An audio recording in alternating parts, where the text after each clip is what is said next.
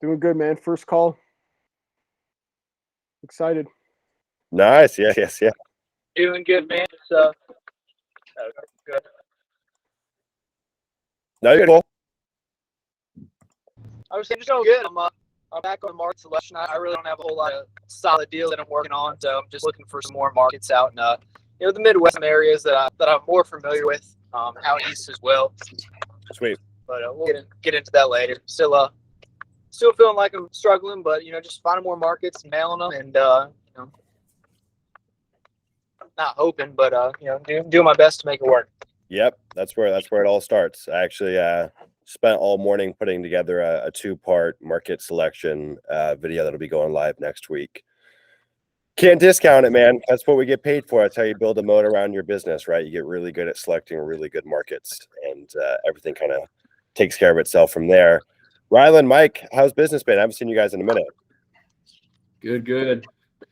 It's good, man. I've actually been doing pretty good with some of these leads that have came in the past. You told me not to mail anything in December, so I've kind of held off. But a lot of the campaigns that I've done in the past, I'm getting sellers calling in, which is good.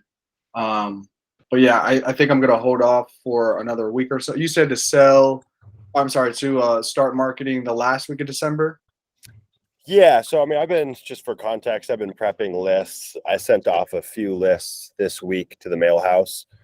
Usually takes them a few days to get the proof done. It probably won't get mailed out until next week, I would say, probably on Monday or Tuesday, and then it should land at the beginning of January.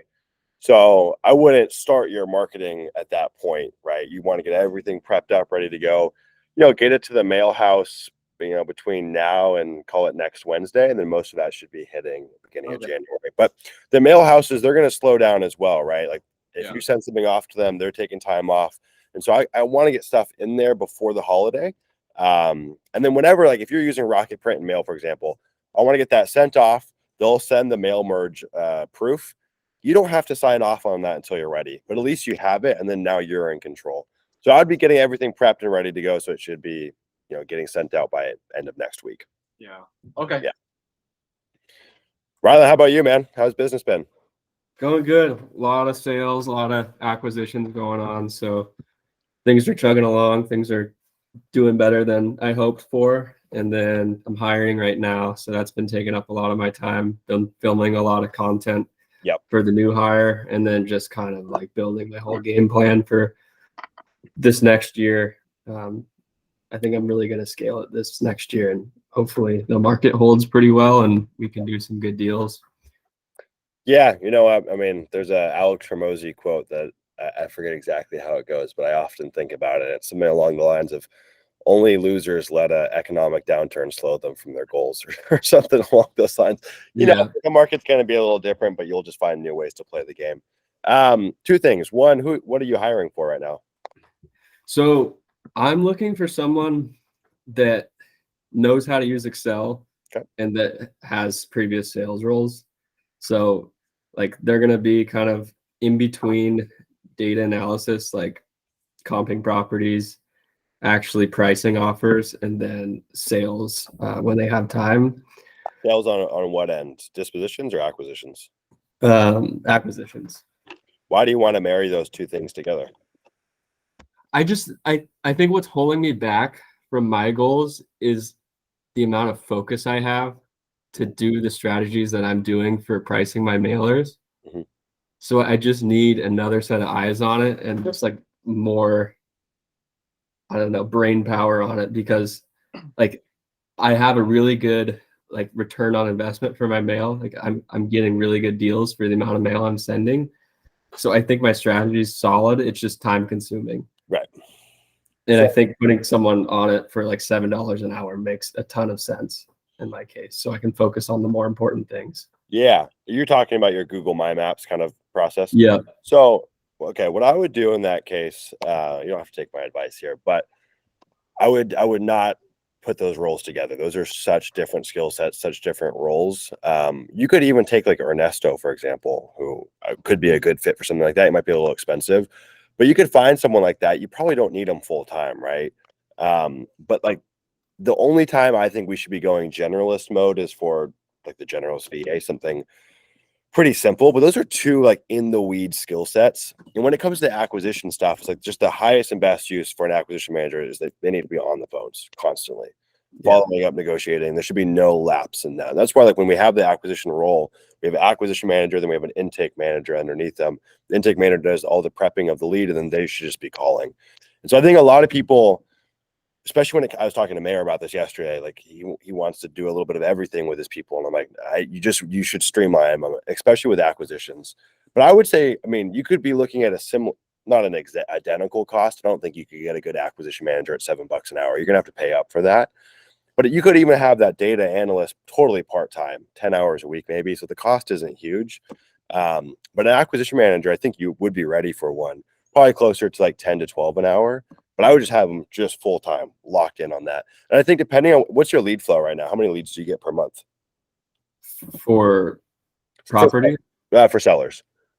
For sellers? Yeah. I'm not even tracking it, but a ton. Okay. So we have an acquisition KPI sheet that is either in the course today or going up this week that I would recommend using. You want to start tracking that. But what I found is that like anything over about 100 leads per month, that's when you need that acquisition and intake manager duo. But if you're under 100, which you probably are, you should be fine with an acquisition manager, and they can wear that hat of intake manager. But I would not have them doing anything else outside of that. It's like, we feel the same thing too as business owners, right? When we're in that task switching mode, it's so hard to click our brains on and off from that. And there's like a weird lapse in between where we need to reprogram. So if I'm doing calls, then mailers, then meetings, I get all scrambled up. And I think it's very much the same for our employees. I think that when I consistently see people complain about their VAs or employees in general, it's typically because they have them wearing too many hats. So I would see if you could fragment that or kind of break that role up. And I think for the data stuff, you could totally have someone part-time. We've been looking to do the same in our business. I've actually been thinking about bringing Ernesto on, but he might be a little too pricey. But I think that's a good idea, especially with how focused you are with building out really, you're the definition of quality mailers over quantity. How much are you sending right now on a monthly basis? Only like 5,000 to 6,000, and it's still too much to handle. Dude, that's crazy. Yeah. How much time would you say that you're putting into your mailers on a monthly basis? All like 80% of my time, probably. Yeah. Yeah. Dude, you are such an outlier in that sense. I think most land investors spend 80% of their time doing nothing to do with mailing. And then it's like the last final hour, oh crap, I got to get a mailer out.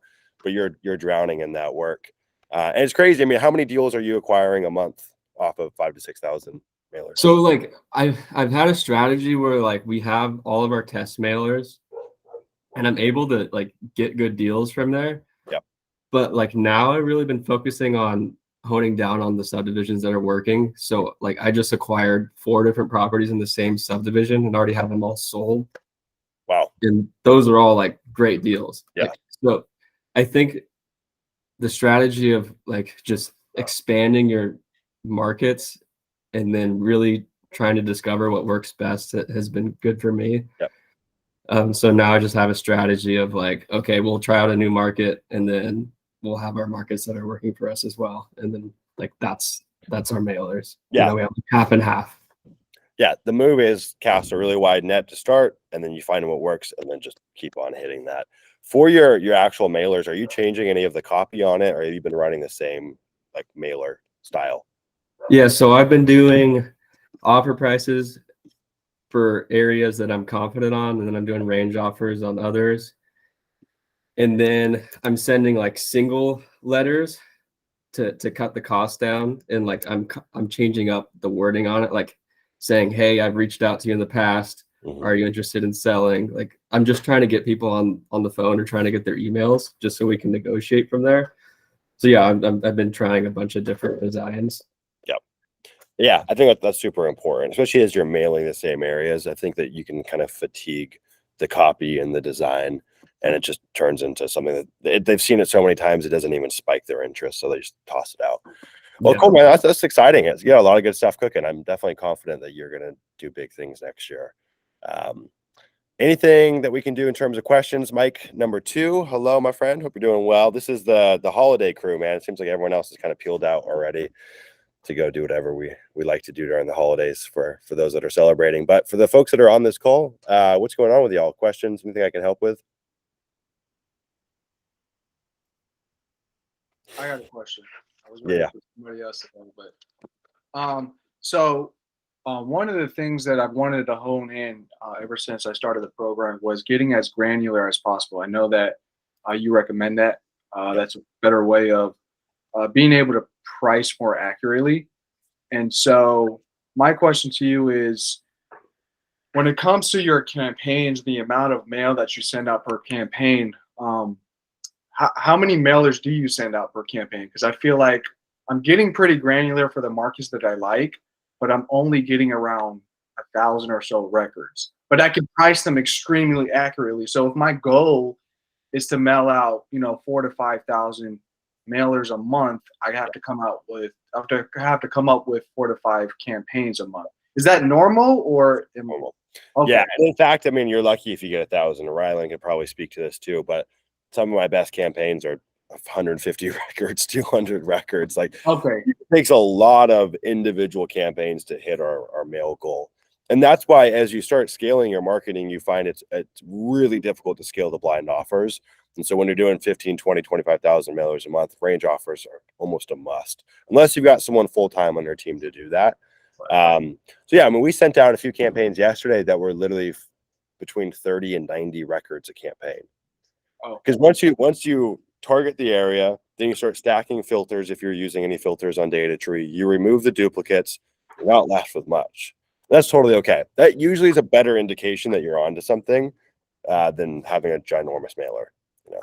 Okay, perfect. That helps out, because I was like, am I doing something wrong? No, you're good, man. We get that question all the time, especially for newer folks that join. They're like, dude, how am I going to get 10,000 mailers? Yeah, I'm like, yeah. Well, the answer is a lot of work. It's definitely not easy. That helps. Thank you. Yeah, for sure. Anyone else? I've got a question. Yeah. So on your partner deals, are you still structuring them as on the deed? So like you have your friend Matt that's funding a lot of your deals.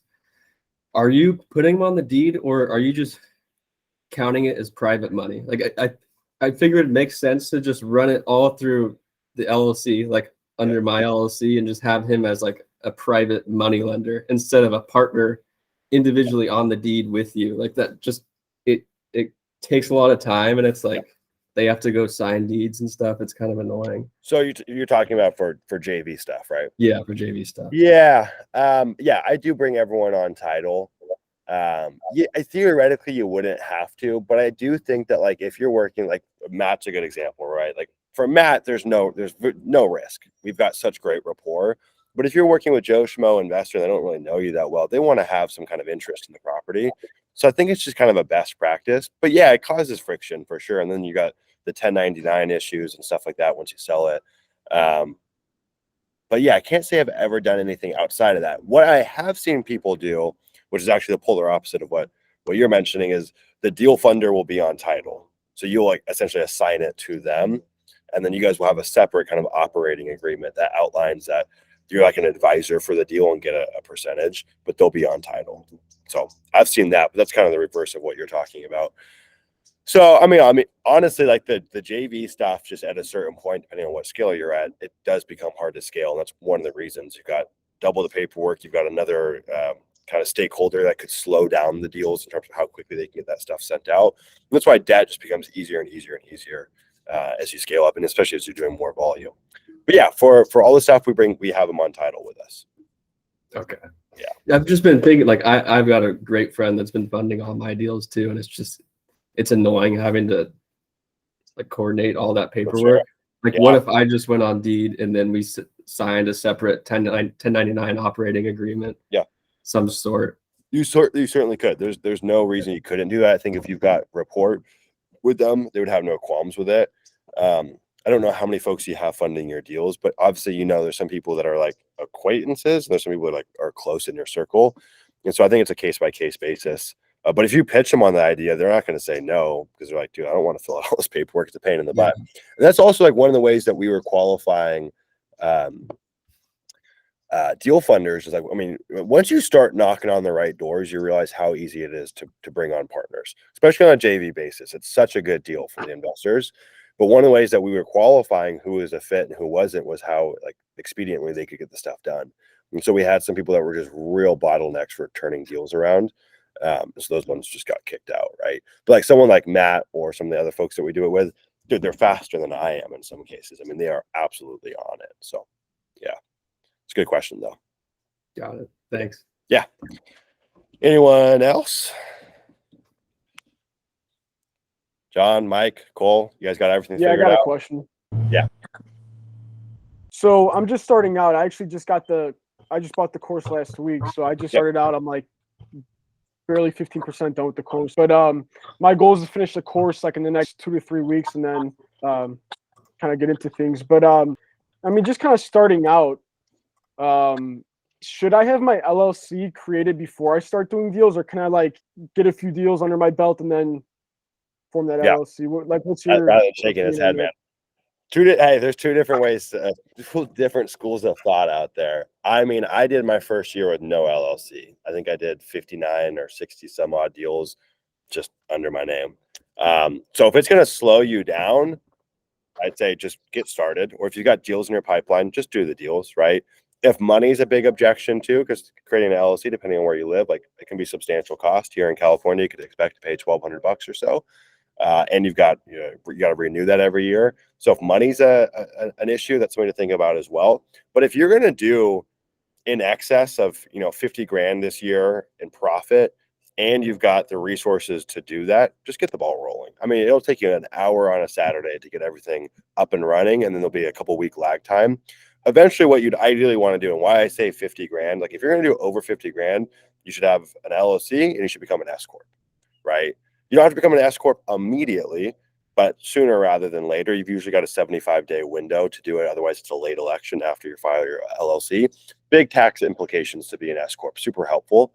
And so if you've got aspirations to scale this business big in 2023, and you've got the time and the resources to do it, sure, do it. But I also wouldn't let it be a bottleneck that slows you down by any means. I think what I find is like a common differentiator is like we get some folks in the program, they're like, oh, Sumner, I can't do deals yet because I need a website. I need my LLC. It's like, no, that's noise. That's not going to help you.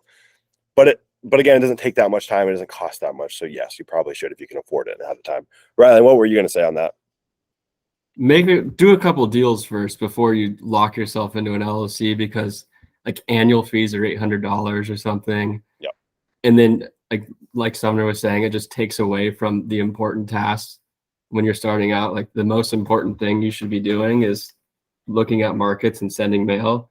Yeah. And I think once you start throwing a bunch of things into the mix, it really complicates things and it's horrible for progress. Yeah. I started mine early because I was able to get food stamps with it when I was in college. So it was crazy. Yeah, and you're a funny guy, man. That's awesome. Yeah, I mean, like again, it's not one or the other, right? It's not going to detract so much from having to set it up that you don't have time to do other things.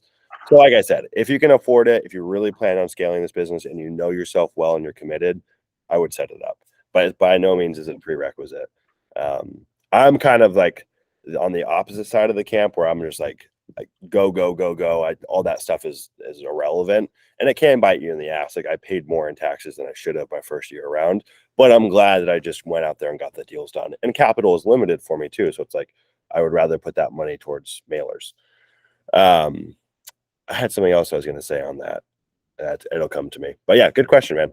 So as far as like, say once you purchase a property, right, and you're trying to sell it, you would just put your name on the title then, right? Instead of like obviously putting your company name or whatever, you would just put your first and last name. Yeah, you can put your name. You can still open up a business bank account too. You can go and create a DBA in your county. John buys land or whatever you want. Go take that to your bank, open a business bank account, and you can start using that. I would just, simple accounting stuff when you're first starting. Try not to commingle your funds. So like create like a real business bank account if you can. Keep it separate from your personal. And try to like make sure expenses are coming from the right place. I think that will help you in terms of bookkeeping, especially if you're going to be doing your own books. So I would try to keep that clean as much as possible and do that even prior to having an LLC. Gotcha. Okay. Sounds good. And then do you ever wholesale land or do you just buy and sell it? Or do you do both? I mean, I'm old fashioned, man. We just buy and sell. I've done one double close deal. I've never assigned any deals. We've got a few double close deals in our pipeline right now. So it's something that we are starting to do, which is a little different than a straight up assignment. We're not truly assigning the contract. We're closing with someone else. And depends on what state you're in. Sometimes it's same day. Sometimes it's a few days latency.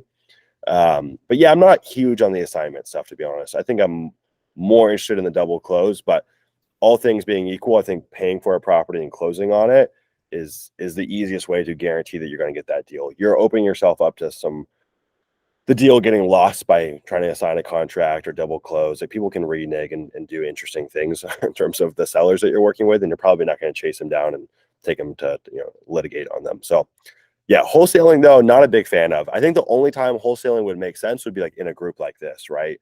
It makes sense to assign a deal to another investor, sure. But assigning deals to like Joe Schmo, random people off the street, too confusing for them. Hard pitch. They're not going to understand it. But I think the only time I've seen the assignment stuff work is with other investors. And if you got a monster deal, you couldn't find funding on it, you didn't really know what to do with it, you knew it's a deal, you could assign that to someone in the group. And I've seen assignments for land as big as like 50K on a deal. That's huge. Like that's potentially life-changing to your business. So it is an exit strategy, but not something I would lean on. What's up, Colin? Yeah, I would. Hey, I what's would. going on, guys? I up, came in man? a little late here. Oh, you're all good. You're all good. We're talking about assignments and double closes. Mike, you're the resident assignment guy, huh? Yeah, so I was just gonna kind of piggy off of Sumner. It's really hard to assign contracts to your regular Joe Schmo buyers. Just going through trying to explain that process to them when they're unfamiliar with it. They're like, I've never heard of that. I don't trust it, and then the deal is over. And that's happened to me several times because my past, I would assign a lot of contracts to builders, but if the builders didn't want it, my next resort was just to find an actual Joe Schmo buyer, and it never really worked out. So unfortunately, it's not great. Yeah, I think the assignment play only works really like B2B, right? So selling to or assigning to another business. So other land investors, other regular investors, new home builders. Yeah, I think the one time it could work too is like you could try to assign it to a neighbor. They might know what it is, but most folks are very confused when it comes to assignments, and it sounds nefarious. It sounds sketchy. So you'll probably just kind of ruin that relationship. Yeah. There's just, if you've got a deal that you're not quite sure if you want to put your own money into, double close would be the move all day. Yeah. Cool. Anyone got any other questions here? Yeah, Sumner, I get these questions while I'm working. And I'm working right now just so I could come up with something. I'm looking at a county in Tennessee, probably 2 hours outside of one of the major markets there. And so for sale, it's got 129 pieces of land right now for sale. And in the past 1 year, it has 142 that have sold. So it takes about a year for the current inventory to sell. Would you say that's a bad market off the top of your head without looking at anything else? Or would you say that would be something that you would look more into? Yeah, I mean, so I think anytime we're making we're trying to answer that question, right? It's always relative to what, right? You got to have something to compare it to. And like the video that we put together today, it takes you through like a 2-step framework that we use for market selection, right? I'll walk you guys through it. Let me share my screen. I think this will be helpful for everyone. So there's a lot of different frameworks and different theories out there for market selection. There's only 2 that I know of that actually work. There's some that are more complex than this, and they're so complex that I think most people don't adhere to them, right? So when we're looking at a framework, we have to say, is this something that's actually realistic to implement on a regular basis? And this is what I found to be true, right? And so it's what we use pretty much every time. So we'll start with Land Watch. You got to start with some kind of hunch, right? The state selection is a little more ambiguous. You could use macro trends. So you could say, hey, I'm going after places where I know there's population growth, job growth, construction. Like, we just know those things are happening. And you don't have to be an economist to know this stuff, right? It's pretty readily available. Or you could do a place that maybe your home state or a place that you're just interested in. So the state selection process is a little more broad. It's not a super scientific kind of quantitative process to find a state. But hey, we've probably heard that Florida's hot, right? Like everyone's talked about Florida. Let's go to Florida. We'll start with Florida. We'll go on a state level. We'll scroll down here to available. Let's remove available. Now, I could tack on the sold and the under contract. The trouble with the sold, though, is that land.com is kind of a black box. We don't know how long those sold listings stay on there. We think it's over 2 years. We're not positive. So in this case, let's just rock with under contract, okay? Now I'm going to scroll up. I'm going to start looking at these counties. So we can, let's do this too. We're going to remove any houses. So we'll just click on undeveloped.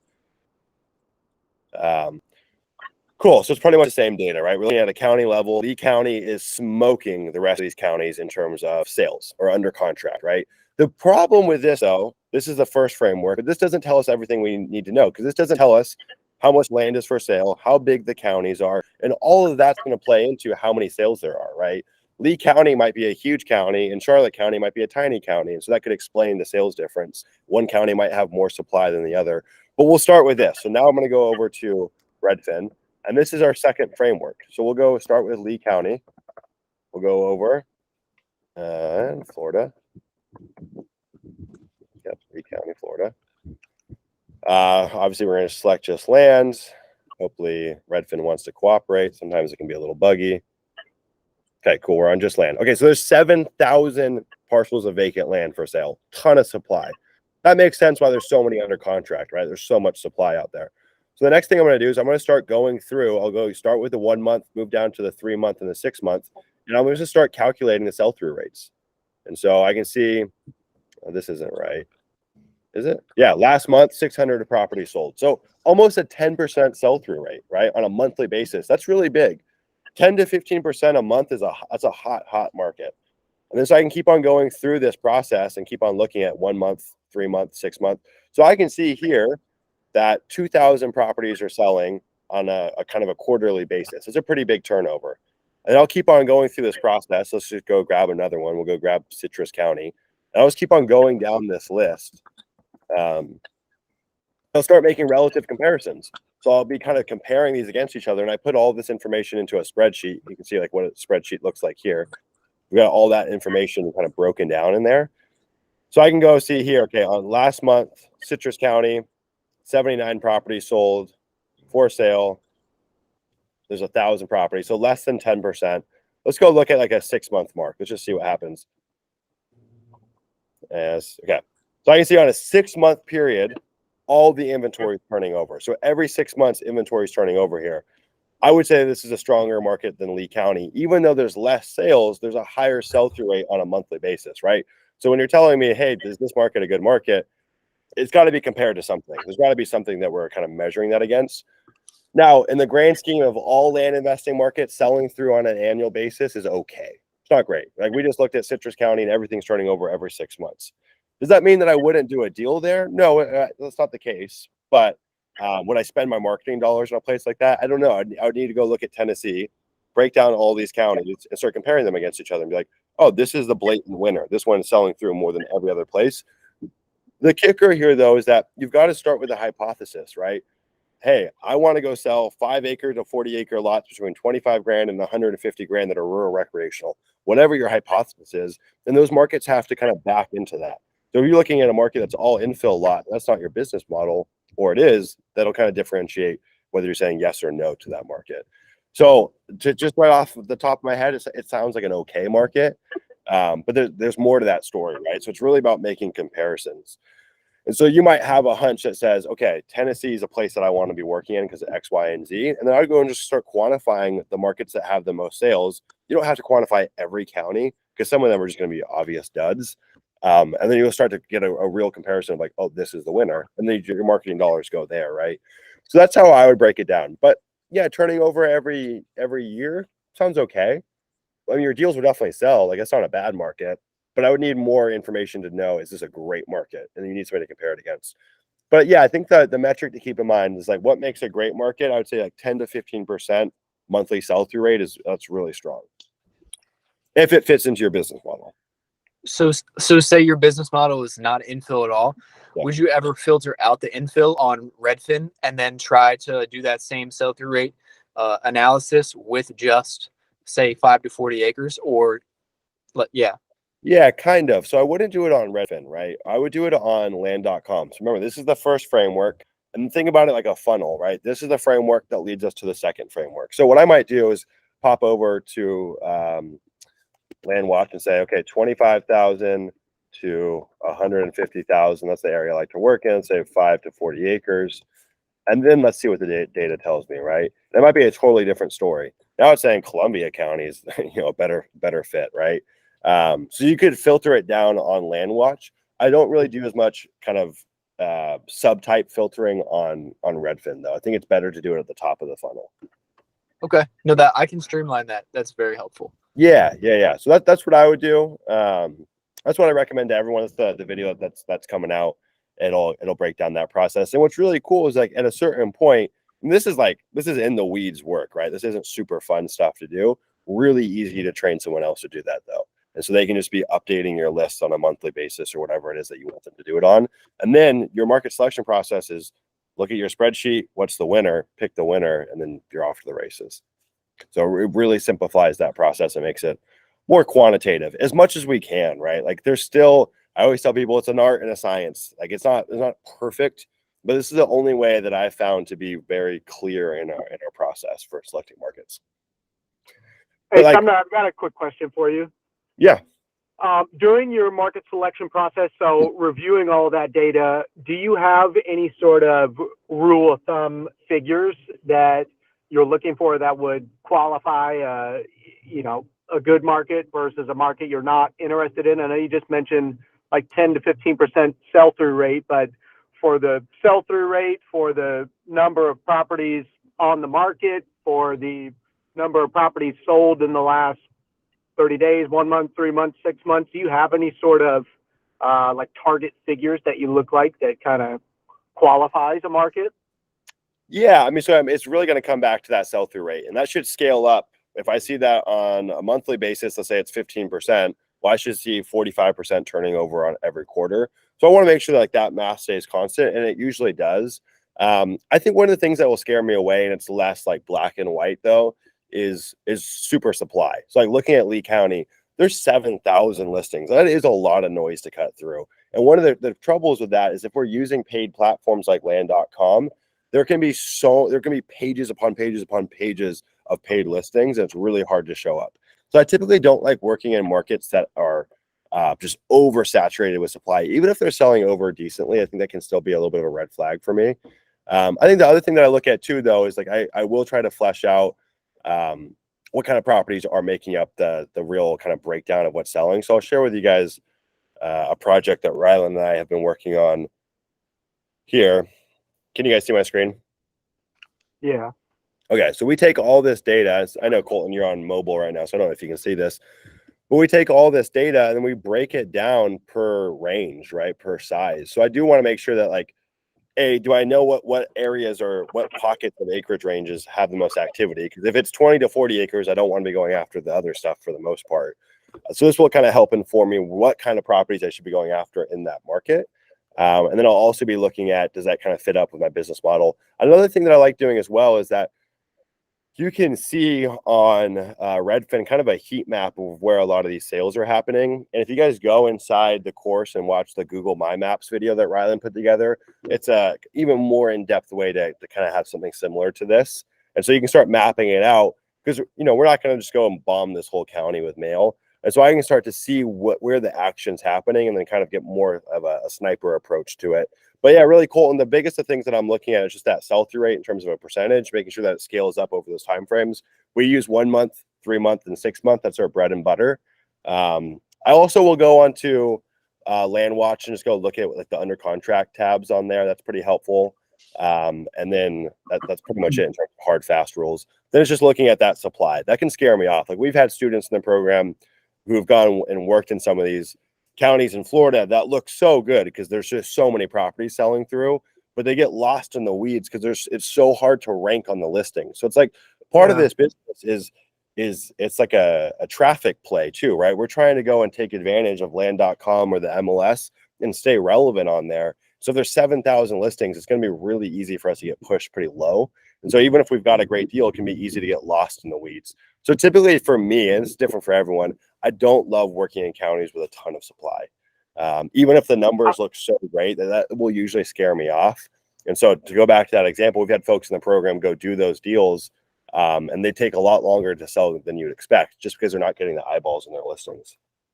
How would you define a ton of supply or even not enough supply? You know, is there any sort of figure that you base your data off of? A certain amount that's maybe too saturated, not enough. Oh, maybe there's not enough action going on here, or is it just kind of intuition? Yeah, it's kind of intuition. I mean, that's what I'm talking about in terms of frameworks or principles, right? Like, I'm sure there's a way you could go find out the square miles for a county and then start breaking it down to how many listings per square mile and like really get in the weeds comparing counties. But I think that's so hard to continuously implement. And so if I'm on Redfin here, right, and I'm looking at Citrus County versus the size of like Lee County, and one has 7,000 listings and one has 1,000 listings, and they look like they're relatively the same size, I'm going to just take that, right? I think once we start thousands of listings, that's when it becomes a little bit troublesome. But obviously the size of the county is going to play into it. I only really find that to be true in big infill markets too, which is not really where I play in, right? Like a lot of the markets I'm in, there might be 100 to 200 listings at any given time because I'm going after the rural recreational stuff. And so it's a little bit different for what we do there. Like you're just never going to see these same numbers. I bet if you go through these, they're almost all infill lots. I just don't like those markets, right?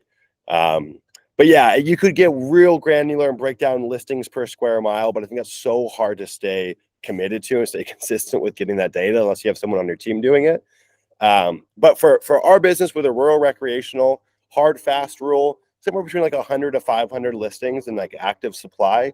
When it comes to the infill lot stuff, you're typically going to be over 1,000, but like 7,000 listings, that's so much. So I don't really have a good framework there just because that's not the area I play in.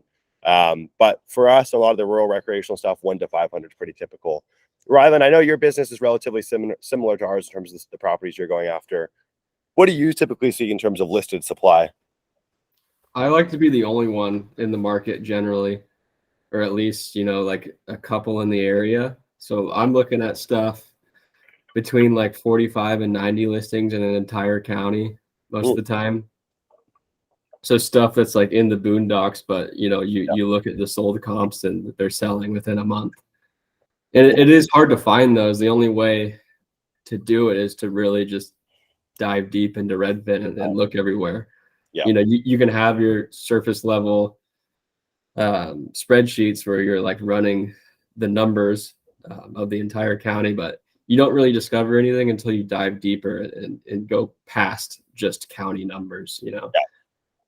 Yeah, and I would say too, Colton, like obviously we're not doing county-wide mailers here. So like really, I think what I look at the most, because I'm typically doing subdivision-based mailers, is I like to be just one of a handful of active listings in a subdivision. That's usually more like my green light, red light kind of test, if you will.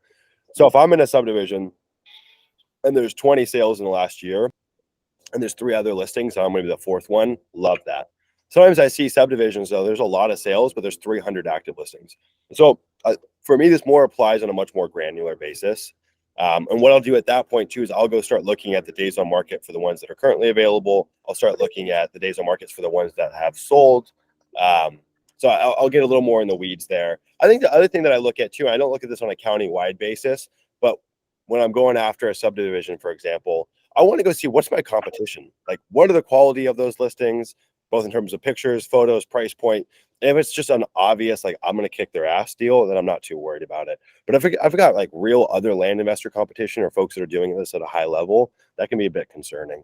And so, yeah, I typically like to be one of just a handful of listings in that little pocket that I'm working in. Mike, answering your question on are you staying within a specific population density range? We're just looking at stuff like between 1 to 3 hours outside of a major city or a major metro. Not necessarily we're not breaking it down into like density. We're not running numbers. We're just thinking like we're starting with a hunch like, hey, I want to buy stuff outside of LA. Hey, I want to buy stuff outside of Phoenix. It's that kind of stuff. Yeah. Are you running into any issues with finding comps for those properties that are, you know, more rural and maybe not so much competition? Yeah, so the way I work around that when you don't really have any comps is to just list it, find a way to list it and get input. Another way is to contact realtors and see what they have to say. And like you can even come to them and say, hey, I want to double close this. What do you think the numbers are? And they'll give you a real number. Whereas you could reach out to them initially, they want to get your listing. So they'll say, hey, it's worth this and I can sell it this quickly. Yeah. But if you put the deal on the line, like, hey, I have to sell this in 3 months, they're going to give you a real number, you know. I'm hearing the exact same thing. I went through on a couple properties I have listed right now, and realtor's been definitely very helpful. I'm talking more on the acquisition side. So if you're pricing things out, it sounds like you're sending a combo of blind and range offers. So I just wondered if you're going, 3 hours out and there's a lot less competition. You mentioned something about 45 to 90 or so for sale. How are you finding enough comps to make sure that you're in the right ballpark on these? I'll chime in on that too. Then Riley, you can add your thoughts. So this is a real issue that you'll run into. There's two ways that I like to go about it. One, like Riley mentioned, realtors, super helpful. It depends on how rural the county is. You can usually find someone that's at least relatively helpful. What I like doing as well, though, is let's say I'm in a subdivision.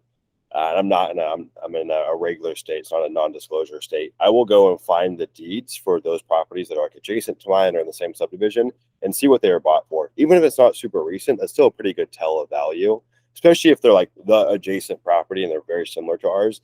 That's great feedback. Like we had a property that we were working in a subdivision in Colorado. There weren't a ton of comps out there. There's some stuff that was listed, but it wasn't selling. And like the price seems way too high on this. People were listing theirs for around 60. And so I just started going looking at the adjacent lots and they were selling for 35, 45 grand, 30 grand. That's all in like the last 3 years. So I think that's still pretty relevant pricing. Sure enough, ours sold for 35 grand. So it's a pretty nice way to go find comps that aren't recent, but they're still going to give you a lot of valuable information, especially if it's an adjacent lot that's very similar to yours. Yeah, what I've been doing as far as pricing mail as well as lately, I've just been guessing. Like you get down to a guess because you need to hit your numbers for the month. You can't be looking at every single one if there's like 5 listings in this certain area. But what I'm looking to do, I'm trying to systematize it a little better, but I price everything through Google My Maps. So what I'm going to be doing is splitting up my mailers. So I'll pull data, throw it all in maps, and then like I'll polygon around the areas I'm confident on a price on. And then all that stuff that I have no comps for, that I can't bring in any comps, no data at all from Zillow or Redfin or land.com, I'm just going to put a range offer on it and use the comps that I can get in that county and just range it from there. And then throw all that through Pat Live, and then you can kind of, streamline it. So you have your offers that you set an exact price on, and then you have range offers all going through Pat Live, and then that just saves you a lot of time. Yeah. And I think too, like when we look at like mailing, we're just trying to get someone to call us up. We just have to be relatively correct. That's why I like range offers. You can be a little more loose with it. And if you're in the realm of being realistic, someone will call you up and then you kind of take the deal over from there. Funny story. This just happened 2 days ago. This might be the craziest return on a deal we'll ever have. I'm not quite sure. We'll see when it actually sells. We had a property that we marketed for 2 years ago, long time ago. Lady came back around a few months ago. She wanted to sell. I forget what we had offered her. The properties are selling between like 40 grand or so. They're in a subdivision out east. And there's a really expensive HOA. It's like 3 or 4 grand a year. It's like a PGA quality golf course in this HOA. It's very, very nice. But we ended up offering her $1 for the property because we're like, hey, you know what? We're going to take over the HOA dues. There's none that are owed, but we don't know how long it's going to take to sell. There's actually a lot of listings in that subdivision, which kind of scares me. But everything's listed like 70, 80 grand, super expensive. We bought it for $1. And I think it's probably worth about 35 grand, maybe 40 grand. Probably the craziest cash on cash return you'll ever see. But we just had to get the phone to ring, and then we just took the conversation over from there. And so we were in the realm of getting her to call because like our initial offer was realistic enough, and then she reached out, and then we're off to the races. Anyone got any questions on that? Good work. Well, we'll see once it sells. Even if it sells at $2, I'll take it. Cool, guys. Well, anything else you want to piggyback on, or any other topics you guys want to go over while we're here?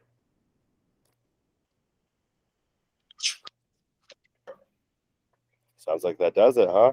Who's got anything fun planned for the holidays?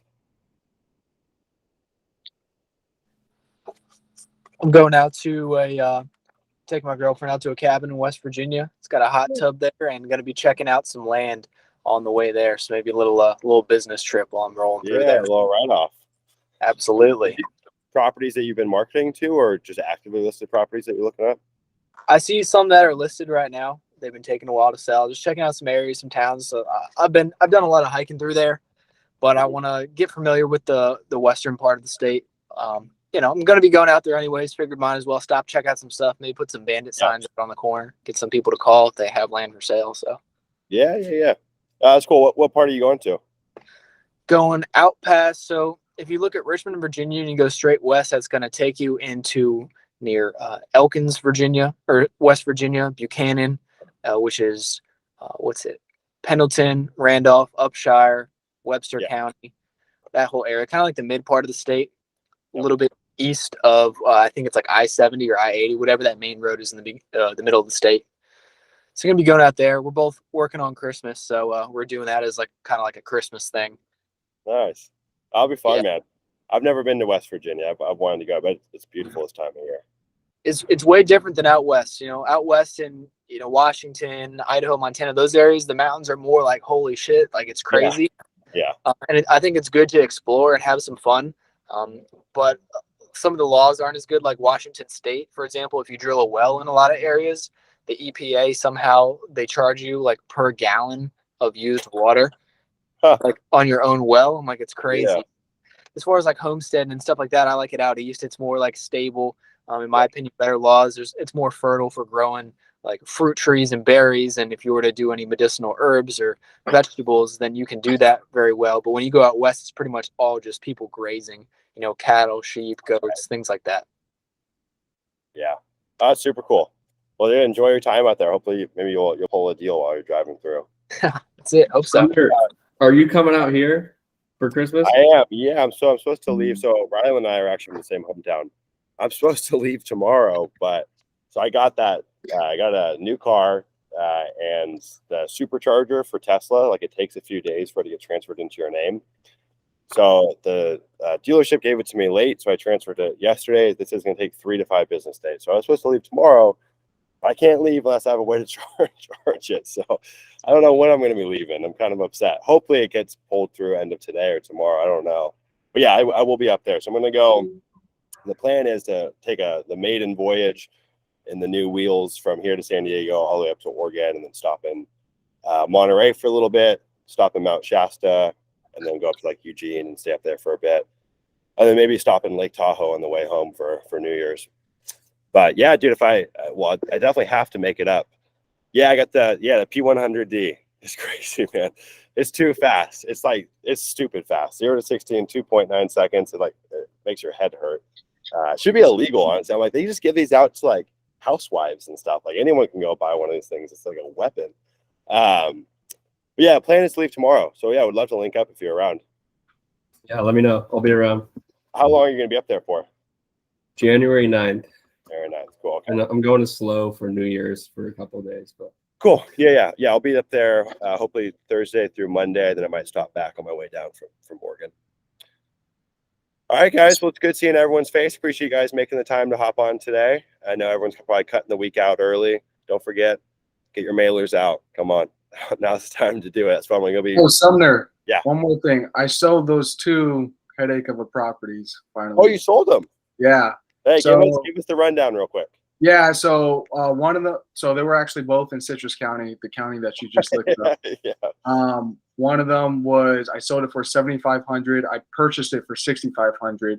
Yeah. But with closing costs and everything, I was actually losing $800. Yeah. But I took your advice, and I'm glad to just get the money back and just put it back into marketing. I understand I'm going to win some, I'm going to lose some. Hopefully, I win more than I lose. So I'm just going to bite the bullet with this and put that money back into marketing. The other one, was my first owner financing deal. So I got it squared away. He paid me the $1,700 down. Yep. We negotiated 0% interest, but he's paying the whole loan off in 12 months. Wait. So he's paying me $1,275 a month. So my first owner financing deal is pretty happy with it. Yeah, some nice cash flow. What were you in the deal for?